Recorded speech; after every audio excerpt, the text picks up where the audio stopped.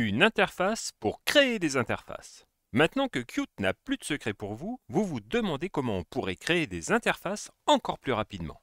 Eh bien, c'est justement ce que nous allons voir. C'est parti! Dans les précédentes vidéos, nous avons vu comment réaliser une interface avec PyQt. Même si cela reste assez simple, la chose peut se compliquer avec une interface plus complexe, en particulier dans le design de notre fenêtre. En effet, difficile de s'imaginer le rendu en lisant simplement le code. Et si votre fenêtre contient de nombreux éléments, cela devient même quasiment impossible. Mais rassurez-vous, il existe un outil pour nous aider. C'est le designer. C'est en effet un outil graphique qui va nous permettre de créer des interfaces utilisateurs en utilisant la librairie Qt. Avec Qt Designer, on va en effet pouvoir définir notre interface avec de simples glisser-déplacer. Vous voulez rajouter un bouton? Rien de plus simple. On le glisse simplement dans notre fenêtre et on configure ses différents attributs. Créer une interface devient alors un jeu d'enfant. Et en plus, on voit tout de suite le rendu de celle-ci. Alors, pour commencer, on va devoir installer le designer. Pour ça, rien de plus simple, on va installer un package qui va bien. Donc c'est le pyqt6-tools. Hop, on va l'installer. On va prendre la dernière version. Il l'installe. Voilà. Une fois que c'est installé, eh bien, on va ouvrir un terminal. Et ici, on va taper pyqt6-tools. Et plus loin, Designer, pour ouvrir le Qt Designer. Une fois lancé, on obtient donc une interface qui va nous permettre de créer nos interfaces. Donc, pour commencer, on va choisir le type de fenêtre que l'on veut, donc soit avec les boutons en bas, soit avec les boutons à droite, soit sans bouton, soit une fenêtre principale si on veut faire une application multi-fenêtre, soit carrément on peut créer des widgets ici. Donc nous, par exemple, mais on va prendre une fenêtre, allez, une fenêtre principale, main window. On fait créer, et hop, on arrive sur une interface où en fait, qu'est-ce qu'on a ici? On a notre fenêtre principale, justement. On va pouvoir, si on veut mettre un bouton, eh bien, simplement le prendre et le glisser où on veut. On peut régler sa taille, etc. Et ici, on va pouvoir régler ces différents paramètres. Si par exemple, la police ne me plaît pas, hop, je peux venir ici, je peux changer la police, je peux changer la taille, par exemple, et mettre plus gros. Je peux dire que je veux en gras, hop. Et puis on va faire, tiens, on va faire, hop, bouton, on va faire une petite appli, bouton voir. Et le titre, hop, faut chercher où est, voilà, le texte, on va dire que c'est voir. Comme c'est des objets, eh bien on peut faire CTRL-C, CTRL-V et dupliquer notre objet. Donc on va faire un bouton caché, hop, et on va l'appeler, hop, bouton caché. Et puis par exemple dessous, on peut mettre un label. Donc les labels, ils sont là. Hop. Donc là pareil, on peut changer la police. Donc ici, on peut dire, voilà, on va mettre en grand. On peut changer la taille. On va mettre en gras. On va le centrer. Alors le centrer, c'est là. Hop. Voilà.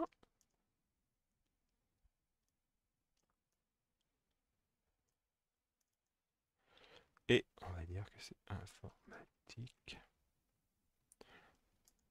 Voilà. On va juste mettre informatique. Voilà, donc là on a juste fait une interface où on a deux boutons, voir, cacher et informatique. On peut comme ça designer toute notre interface. On peut y rajouter des layouts si on a besoin et mettre tous les layouts qu'on veut, etc. Vous voyez, on retrouve le vertical, l'horizontal, le gris ou le formulaire.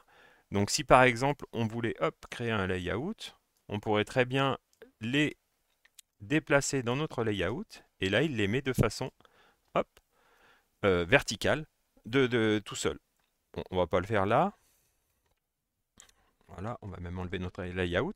Et on peut aussi attacher les boutons entre eux. Souvenez-vous, avec les signaux et les slots, on peut faire en sorte que notre bouton envoie un signal et avec le slot, faire qu'un autre widget reçoive ce slot et exécute une commande. Donc pour ça, eh bien, on va regarder notre éditeur de signal et de slot ici.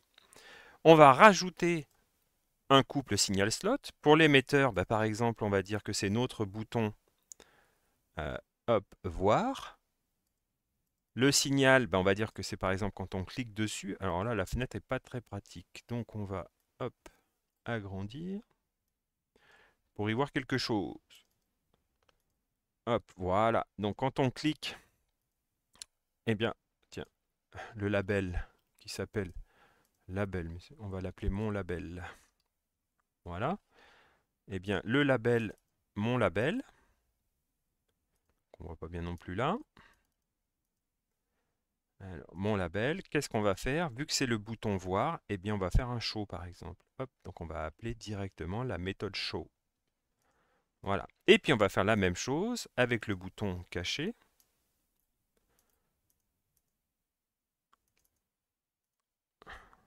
Hop. Bien sûr, bah, quand on clique aussi.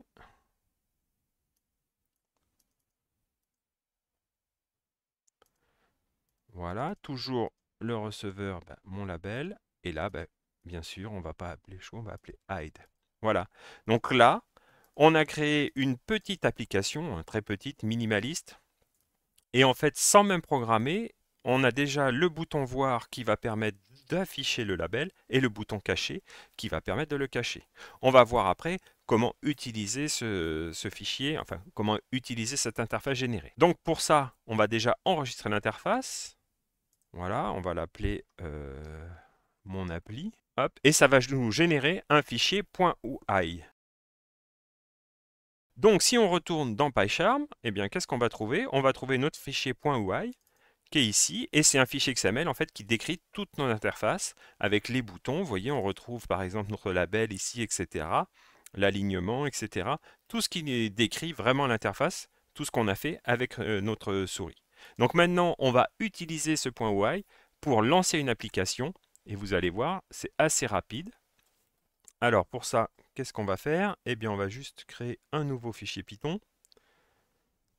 Un nouveau, hop, et puis on va l'appeler mon appli par exemple.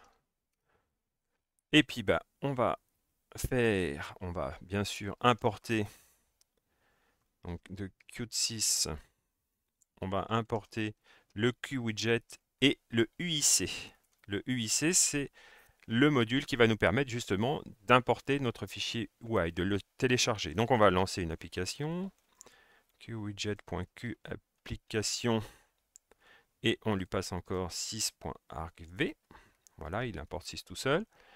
On va dire ma fenêtre, et on va faire la uic.loadui, et on va lui donner mon appli.ui, donc le fichier qu'on a généré avec Qt Designer, et on va faire ma fenêtre.show classique, et plus loin un app.exec.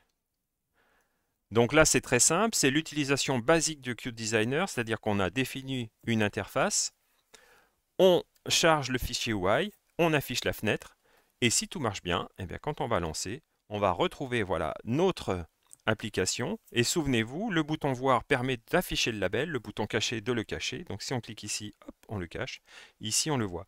Donc juste avec 5 lignes de code et surtout des mouvements de souris, etc., on a réussi rapidement à créer une interface. Imaginez la rapidité pour créer par exemple une maquette. C'est très simple, juste avec des slots comme ça, on peut faire déjà plein d'interactions et faire une maquette quand vous voulez vendre par exemple une interface graphique. Et dans une prochaine vidéo, je vous montrerai comment utiliser les fichiers UI de façon plus poussée, c'est-à-dire en les réutilisant dans vos propres scripts pour pouvoir designer votre interface graphique avec le designer, mais l'utiliser après dans votre propre script et interagir avec pour pouvoir lancer par exemple des commandes, etc. etc.